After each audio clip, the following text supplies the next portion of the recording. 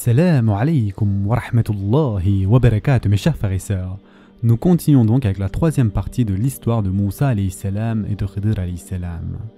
Mes chers frères et sœurs en islam, comme nous l'avons déjà dit la dernière fois, Allah azza wa jal donna à Moussa alayhi salam l'ordre de se rendre à la rencontre de Khidr alayhi salam. Moussa alayhi salam et Yuhsha alayhi salam allèrent donc au-delà de l'endroit fixé.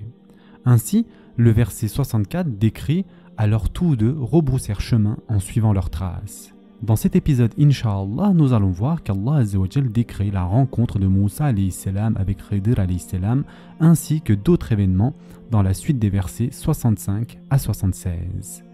Mes chers frères et sœurs en islam, Allah Azza wa Jal dit dans le Coran: ils trouvèrent l'un de nos serviteurs à qui nous avions donné une grâce de notre part et à qui nous avions enseigné une science émanant de nous. Moussa lui dit: puis-je te suivre à la condition que tu m'apprennes de ce qu'on t'a appris concernant une bonne direction? L'autre dit: vraiment, tu ne pourras jamais être patient avec moi. Comment endurerais-tu sur des choses que tu n'embrasses pas par ta connaissance? Moussa lui dit: si Allah veut, tu me trouveras patient, et je ne désobéirai à aucun de tes ordres. Si tu me suis, dit l'autre, ne m'interroge sur rien tant que je ne t'aurai pas fait mention. Alors les deux partirent. Et après qu'ils furent montés sur un bateau, l'homme y fit une brèche. Moussa lui dit: est-ce pour noyer ces occupants que tu l'as ébréché? Tu as commis certes une chose monstrueuse. L'autre répondit: n'ai-je pas dit que tu ne pourrais pas garder patience en ma compagnie? Ne t'en prends pas à moi, dit Moussa, pour un oubli de ma part, et ne m'impose pas de grandes difficultés dans mon affaire. Puis ils partirent tous deux, et quand ils eurent rencontré un enfant, l'homme le tua. Alors Moussa lui dit: as-tu tué un être innocent qui n'a tué personne? Tu as commis certes une chose affreuse. L'autre lui dit: ne t'ai-je pas dit que tu ne pourrais pas garder patience en ma compagnie? Si après cela je t'interroge sur quoi que ce soit, dit Moussa, alors ne m'accompagne plus. Tu seras alors excusé de te séparer de moi. Surat Al-Kahf, versets 65 à 76. Mes chers frères et sœurs en islam, nous apprenons énormément de choses ici. Tout d'abord, notre prophète sallallahu alayhi wa sallam nous a transmis certains détails qui ne figurent pas dans le Coran. Il nous a dit que lorsque Moussa alayhi salam retourna à l'endroit désigné, il trouva Khidr alayhi salam assis sur un rocher, exactement à l'endroit où le poisson qu'il transportait était entré dans la mer. C'est là qu'ils étaient censés le rencontrer et Khidr était assis juste là. Moussa alayhi salam lui dit: Assalamu alaykum. Et Khidr alayhi salam lui répondit: Wa anna bi ardik as-salam, c'est-à-dire comment fais-tu le salam dans cette terre qui est la tienne? Cela nous montre que le salam et ses formules sont des concepts purement islamiques. Tous les croyants en Allah Azza wa Jal se salueraient entre eux par le salam. Ainsi, lorsque Moussa alayhi salam saluait Khidr alayhi salam par le salam, ce dernier fut étonné, car il pensait se trouver en terre de polythéistes et d'idolâtres. D'où venait donc ce salam? Il y a un hadith magnifique dans lequel le prophète sallallahu alayhi wa sallam nous a dit que la première chose qu'Allah Azza wa Jal enseigna à Adam alayhi salam fut le salam et sa réponse. En effet, Abu Hurayra radiallahu an a rapporté que le prophète sallallahu alayhi wa sallam a dit: lorsqu'Allah Azza wa Jal créa Adam alayhi salam, il lui dit: va saluer ce groupe d'anges qui est assis là, puis écoute ce qu'ils te répondront, car ce sera ta salutation ainsi que celle de ta descendance. Adam alayhi salam dit donc aux anges: Assalamu alaykum. Ils lui répondirent: Assalamu alaykum wa rahmatullah. Ainsi ils ajoutèrent à sa salutation: Wa rahmatullah, et la miséricorde d'Allah, c'est-à-dire que la paix et la miséricorde d'Allah soient sur vous. Ainsi, le salam a été enseigné directement à Adam alayhi salam et il est devenu un signe distinctif de tous ceux qui croient en Allah Azza wa Jal, en se saluant les uns les autres par cette formule de paix. C'est pourquoi, dans toutes les religions qu'Allah Azza wa Jal a révélées, on retrouve le concept du salam. Jusqu'à aujourd'hui, les juifs se saluent en disant Shalom alaykum, et autrefois, les chrétiens se saluent avec la phrase latine Pax vobiscum, ce qui signifie que la paix soit avec vous. Ainsi, Moussa alayhi salam salua Khidr alayhi salam par le salam, et Khidr alayhi salam lui répondit en lui demandant d'où venait cette salutation. Moussa alayhi salam, sous-entendant qu'il n'était pas de cette terre, répondit: je suis Moussa. Khidr répondit alors: Moussa des Béni Israël. Il savait donc exactement qui était Moussa alayhi salam. Cela illustre ce qui a été mentionné dans l'épisode précédent. Le maqam, c'est-à-dire le rang et le statut de Moussa alayhi salam, était supérieur à celui de Khidr alayhi salam. Car Khidr alayhi salam connaissait Moussa alayhi salam, tandis que Moussa alayhi salam n'avait jamais entendu parler de Khidr alayhi salam jusqu'à ce qu'Allah azza wa jalla l'en informe. En général, celui qui a un rang plus élevé est celui dont tout le monde connaît le nom. Donc Khidr alayhi salam savait parfaitement qui était Moussa alayhi salam et il fait étonner de le voir là. Allah azza wa jalla décrit Khidr alayhi salam comme un serviteur parmi nos serviteurs.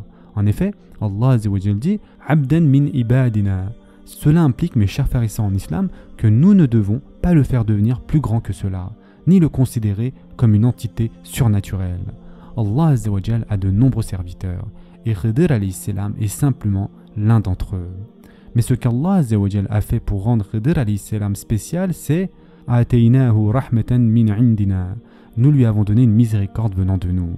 Comme vous le savez, mes chers frères et sœurs en islam, la caractéristique la plus spécifique d'Allah azza wa jalla est la rahma, c'est-à-dire la miséricorde. Il est Ar-Rahim. Nous disons Bismillahir-Rahmanir-Rahim. Et les noms les plus fréquents d'Allah azza wa jalla dans le Coran tournent toujours autour du concept de rahma. Allah azza wa jalla donna donc à Khidr alayhi salam une rahma et lui enseigna ensuite directement un savoir. Remarquons que c'est la rahma qui est mentionnée avant le savoir dans le verset. Pourquoi donc? Car si nous avons de la rahma sans connaissance, nous pouvons malgré tout être de bonnes personnes. Mais la connaissance sans rahma en revanche est un danger. Allah azza wa jalla dit au prophète sallallahu alayhi wa sallam d'ailleurs dans le Coran, c'est par quelque miséricorde de la part d'Allah que tu, c'est-à-dire Mohammed, as été si doux envers eux. Mais si tu étais rude, au cœur dur, ils se seraient enfuis de ton entourage. Pardonne-leur donc et implore pour eux le pardon d'Allah et consulte-les à propos des affaires. Puis une fois que tu t'es décidé, confie-toi donc à Allah. Allah aime en vérité ceux qui lui font confiance. Surat Ali Imran, verset 159. Même dans le cas de notre prophète, sallallahu alayhi wa sallam, s'il n'avait pas eu un bon ahlaq, c'est-à-dire un bon comportement et une bonne moralité, les gens l'auraient abandonné. Ainsi, la première chose que nous devons avoir, ce sont les bonnes manières.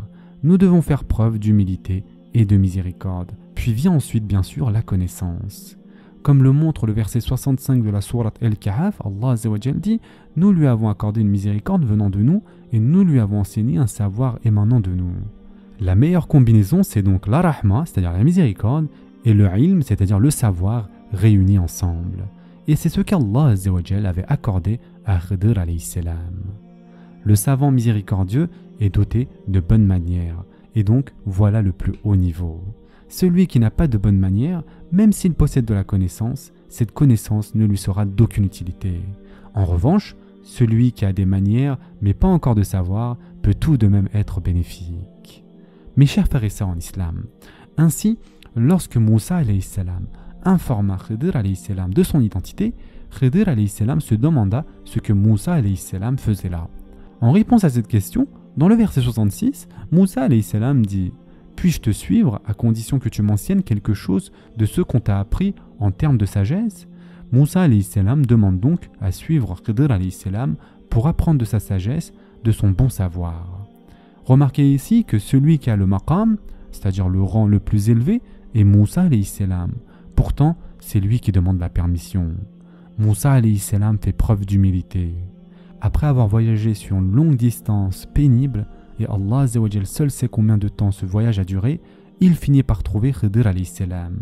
Mais au lieu de lui ordonner de lui enseigner, ou de se présenter comme Moussa, fils de Imran, fils de Béni Israël, venu de telle ou telle région, il demande la permission de le suivre pour apprendre de lui. Regardez l'adab, mes chers frères et sœurs, les bonnes manières de celui qui, bien qu'étant supérieur en rang, s'humilie devant celui qui peut lui transmettre un savoir.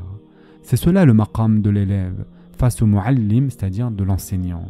Ici, Moussa alayhi salam devient l'élève et il est tellement avide de connaissances qu'il est prêt à mettre de côté son statut pour que Khidr alayhi salam devienne son enseignant. De plus, il demande à Khidr alayhi salam de manière douce et respectueuse s'il peut le suivre afin qu'il puisse apprendre de lui.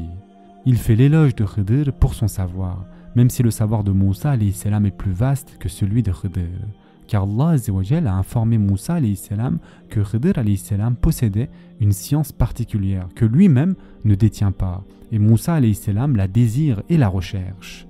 Cela nous montre également que la meilleure manière, et selon certains savants, la seule manière d'acquérir la connaissance, c'est de l'étudier auprès des ulémas, c'est-à-dire des savants, les enseignants du savoir. Ceux qui tentent d'acquérir le savoir uniquement à travers les livres tombent dans de nombreuses erreurs.